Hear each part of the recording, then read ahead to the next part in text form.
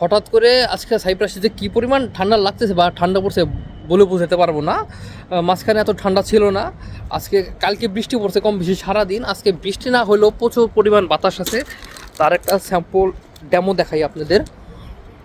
সমুদ্রের উত্তাল ঢেউ দেখলে আপনি বুঝতে পারবেন। এই যে দেখেন সমুদ্রের একটা ঢেউ কি। আর এইখানে যে বিল্ডিংটা মানে কনস্ট্রাকশনের যে সাইড চলতেছে, এটা আগে একটা রেস্টুরেন্ট ছিল। এই মাঝখানের যে বাতাস বা ইসের কারণে এই রেস্টুরেন্ট ভেঙে যায়। ভেঙে যাওয়ার পরে যে এতদিন ঠান্ডা ছিল, এগুলোর কাজ চলতেছে এখন। আবার আবার দেখেন কী অবস্থা, সমুদ্রের বাতাস আর এক একটা ঢেউ দেখেন কী অবস্থা। এই যে ছাদে দাঁড়াই আছি, মানে একবারে শরীর পুরো বরফ হয়ে আছে, পুরা বরফ, মানে প্রচুর পরিমাণ ঠান্ডা পড়ছে আজকে। এখন হচ্ছে মানে সন্ধ্যা 5টা 5:30টার মতো বাজে মেবি। এখন সূর্য নেমে যাচ্ছে।